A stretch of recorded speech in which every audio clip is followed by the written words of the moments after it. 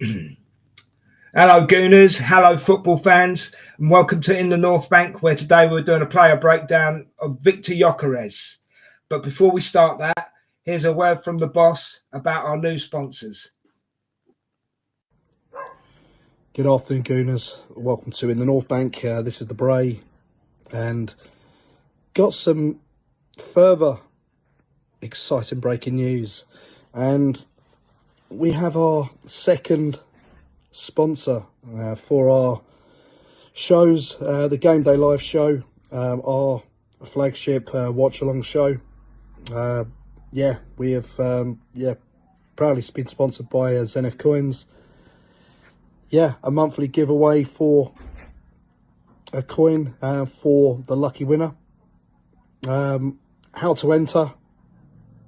Watch Game Day Live, tune into the watch along show, listen for the Zenith Coins giveaway moment, and then comment with Zenith Coins space hashtag COYG, Common You Gunners, in the live chat on YouTube, on Facebook. Post on X, or formerly known as Twitter, using the hashtag Game Day Live, and tag in Zenith Coins and ITMB_AFC, and then give Zenith Coins a follow. And that is gonna be as easy as that. There's one entry per platform, must be watching live, and the winners are chosen at random, and they will be announced as the Big Sunday show at the end of the month. UK participants only for now, and our decision is final. But once again, a huge thank you to Zenith Coins for amazing support. I'm sure it'll be a great little partnership. It's only the beginning, and Game Day Live just leveled up. But I think it'll be brilliant. And if you haven't seen them already, Zenith Coins, go to zenithcoins.com. The leader in the world of digital collectibles, offering fans a new way to invest, collect, and engage with their passions. Okay, with innovation at the heart of everything they do, Zenith Coins is redefining how communities connect around the things they love. Check them out. Some of them are really good, and I love the look of it. And as I said, so proud to have them on board. Can't wait to see what's ahead for Game Day Live, and it's made even stronger by this little partnership. So I'm going to sign off now. I'm going to get to the Emirates. Thank you, Zenith, and come on, you Arsenal. Okay, guys, so this set of coins from Zenith is the Invincible set, and it's absolutely amazing. It's worth £150. There's 5 coins in the set. The middle one is a gold coin. You get a certificate of authenticity. That's a great word to say that. There's one coin with Arsene Wenger, the team. I think the team lifting the trophy is another one. And it's just an absolute quality set. And you could win this if you just participate with how Paul said, So the chance is yours to win this. And good luck. So we are doing a breakdown show today of Viktor Gyokeres. Here's Statman Richard. How you doing, Statman? Very good, mate. And how are you? Yeah, I'm good. Thanks very much. Right. So I think we'll start with his profile, shall we? Yes. So Viktor Gyokeres is 26 years old. He's Swedish. He's 6'2". He prefers his right foot, but can score with his left. For being 6'2", he's not the most aerially dominant, but can score with his head. He's a forward who has appeared in 26 matches this season in Liga NOS, playing a total of 2,174 minutes. He averages a goal, 1.24 goals every 90 minutes that he's on the pitch. This performance currently ranks him first out of 393 for La Liga NOS players who have played at least 3 matches this season. That's impressive. He That is scored, impressive. yeah, he scored a total of 30 goals so far in the league, which places him first in the sporting scorers list. He scores a goal every 72 minutes. He assists every 362 minutes. More impressively, he's booked once every 1,087 minutes. He scored 32 out of 36 penalties, which puts it at an 89% conversion rate. He's first out of 393 players for goal in the goal rank. He's 27th out of 393 players for assist rank. Okay, that's great. And just to let the viewers know as well, the stats at the time of this recording are 100%. But what we'll do in the description down below, we will put the links so you can go and check it out yourself. Because obviously, depending on when you watch the show, things may have changed. So let's get on to his goals and his XG, mate. Yeah, so as I said, he's got a total of 30 goals, which equate to 1.24 goals per 90. That puts him in the 99th percentile. He's had 36 goal involvements, which puts him in the 99th percentile, and that's 1.49 every 90 minutes. Now, he's only scored 13 goals at home, which is still puts him in the 99th percentile, which is 1.08. He scored 17 away at 1.4 per 90 and 99th percentile. His expected goals is 25.96, so he's overperformed by 4 goals, but he's still pretty decent. 12 penalties he scored this season, 3 hat-tricks, 3 or more goals 3 times, and 2 or more goals 8 times this season. That's a high percentages. But yeah, they're pretty. I've got a question. Decent. Yeah, is that because of the league he's playing in? Do you think he would get those numbers in the Premier League for Arsenal? There might be a slight drop off, but they're still very, very good. I think when we get onto the other bits in a minute, you'll see why I suggest that he may still keep these. So I think he'd be pretty good in the Premiership because he has played for Coventry before, so he knows what English football's all about, really. Yeah, and he's a little bit more. He's a little bit more physical than Jonathan David. He's got a little bit more physicality. He's built like a tank, isn't he? Yeah. So let's have a look at his shots taken then, mate. So he's taken 81 shots, which puts him in the 99th percentile, which is about 3.5 per 90. He's had 58 out of 81 on target, which is 2.5. 23 out of 81, which is 0.9. That puts him in the 89th percentile, which is good. He's hit the woodwork 3 times, which puts him in the 95th percentile.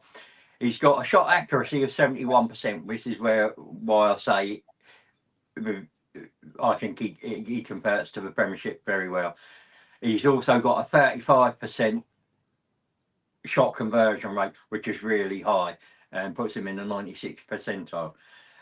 And he scores a goal every 2.79 shots. I was hoping you were going to say 2.79 minutes, but do you know what I mean? Arsenal will be winning about 20-0, wouldn't they?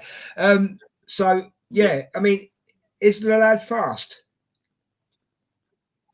He's reasonably fast. Yeah, I mean, he likes turning players. He likes either right or left wing and turning players and get running behind. Okay, that's cool. So he's a strong player. For me personally, this is my number 1 choice. If this lad came to Arsenal, I'd get a little bit excited. Maybe a little bit overexcited. I don't know. But yeah, so he'll take a shot from anywhere, will he? Yeah, I mean, I don't think we've got a shot match for him, but he can take a shot from anywhere. But the biggest percentage is sort of 18-yard box to the 6-yard box. And what I have sort of noticed are those shots are quite close to the keeper. Well, now that's either very, very astute of him, or he's very lucky because and the keepers in the Portuguese league aren't that good. I'm not sure. Well, maybe it's at that hard, Richard, that the keepers don't have a chance. Do you know what I mean? Yeah, maybe, and it might be replacement because it's so close that they can't get down low, or they can't get their arm into the position he puts it quick enough. But as I said, they are quite close to the keeper, but and they seem to be quite central as well. Is it true that he scored over 50 goals in all competitions? I think it's over 50 in all competitions this season. Yeah, I mean, he's been phenomenal in the Portuguese league, and he's done it for a couple of seasons now, so there's consistency there. Brilliant. As well. Right, so we'll move on to the assists, passing, chances created. Yep. So he's had 6 assists this season with 0.25 per 90, which puts him in the 94th percentile. Quite good for a striker. 6.32 expected assists, which puts him in the 93rd percentile. He's had 511 passes. 377 of them are successful. He's had a 73% pass completion rate. He's had 54 key passes, which puts him in the 98th percentile. He's had 18 crosses, and 4 of those have been successful. He's had a cross completion rate of 22.22%. He assists every 362 minutes. He assists every 362 minutes, but he's not really there to assist, is he? So no, I get that. Just these numbers are crazy. Why is he? Why is he performing so well? Do you think it's just the standard of the league, or do you think it's totally down to the player? It could be down to the player. I mean, again, as I said before, I mean, having watched a lot of these, the number of penalties he gets, and they're usually from set pieces, where opposition teams just think they're in a judo session and they're hip tossing opponents like nobody's business. I mean, sorry, mate. It's ridiculous, but he's still producing those numbers though, which you can't knock. But I do think, I mean, this could be a little bit of stat padding, which means that the stats look really impressive. So this is why I like to combine two things: watching a player and looking at the stats. No, I get it. See, I just look at the player and see if he can score, or how he would fit into the team. Where you look at the numbers, and that's why we leave that to you, mate, because that is your thing. He impresses me everywhere, to be honest with you. I feel, do you know what? I feel the same about him as I felt about Odegaard. So that's how highly I rate this guy. Yeah. Right. I need you to explain the next slide to me, mate. Eye test. Can you explain for the viewers what you mean by this, please? Well, as I've said, I've mentioned the stats, and they can be deceiving sometimes. It's what does this player look like in the game, on the eye?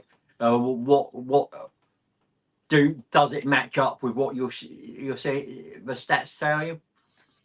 Right. Okay. So what can you tell us? So does it pass your eye test? Well, one of the things I noticed is he's and I don't know whether this is down to the way he's coached at Sporting, but he seems quite a lazy player. He'll walk without the ball defensively, or he can walk around the pitch. He'll will occasionally close down, but not often, and he rarely drops past the halfway line. So if at the moment defensively contributes not much to the defensive side of a team. The only time he gets back into his own box is for corners and that. So that's something that may need to be worked on. He sort of like prefers to stay high and takes advantage of any turnovers. He prefers to run behind the opposition, running down either channel by turning his opponent and running onto through passes. He is quick and can use either foot, though he prefers his right foot. He can score with his head, though considering his height, his aerial ability is quite poor, considering this, and is shown in his aerial dual stats. He gets a high shot accuracy of 71.6% and shot conversion of 35, averaging his shots in close to the keeper, though. Either going through the legs or arms. Not sure if this is down to strength of shot or quality of keepers in Premier League. So seems quite a lucky striker in that respect. He rarely drops deep to receive a ball and get involved with a build-up play. But when he does, he usually lays the ball off short. Right, His passing is good, but crossing is erratic. His touch is either sublime or poor and needs more consistency in this area. His close control in the box is fairly decent, but can dribble into dead ends, either running ball out or getting dispossessed. Most of the Primera teams he faced don't employ a low block to suit his style of play. To be honest, Richard, you're describing an out-and-out striker, aren't you? Yeah. You know, do you know what I mean? And let's be honest, the lad's only 26, is that right? Yeah, he's 26, so he's coming into his prime, isn't he? So if Arsenal buy him, they're buying him at the right time. Yes.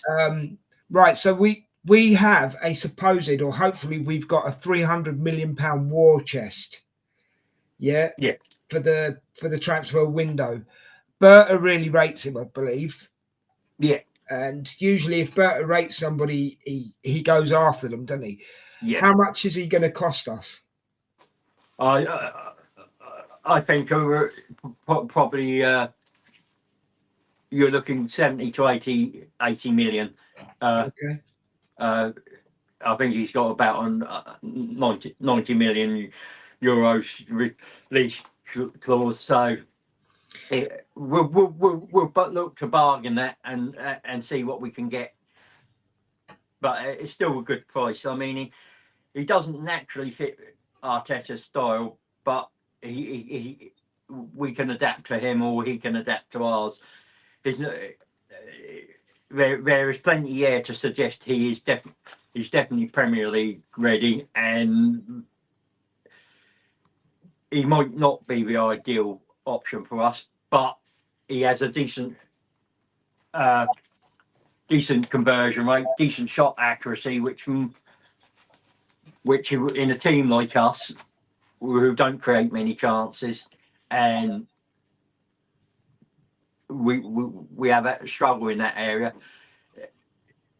the ability to finish the chances you get is highly important. Well, the thing that gets me, mate, is 80 million. If we need 7 or 8 players this season, you know, for the team, 80 million is a big wedge of the 300 million. But I think he's worth it. Yeah, but you've got to think. I mean, that is the one position we need. That and midfield are the two priorities. Yeah, I get that. We definitely need a striker. Yeah. Well, Rich, I think we've come to the kind of the end of the show. The next player will be Viktor Osimhen, so that'll be interesting. Right, guys. So we have actually come to the end of the show. Thank you for your time today. I just want to take a minute to shout out again Zenith Coins and Ruth Beckart. She does amazing artwork. It's all Arsenal related. It's cheap as well. It's not very expensive at all. You can get some nice pieces of art. Check her out. Check out her website. Give her a follow. Give Zenith Coins and her a follow on X. And yeah, I mean, as I said before, Rich, as far as I'm concerned, this is my number one pick for the strikers. I mean, he might not be my number one, but he's definitely up there amongst the top players out there available to get. Yeah.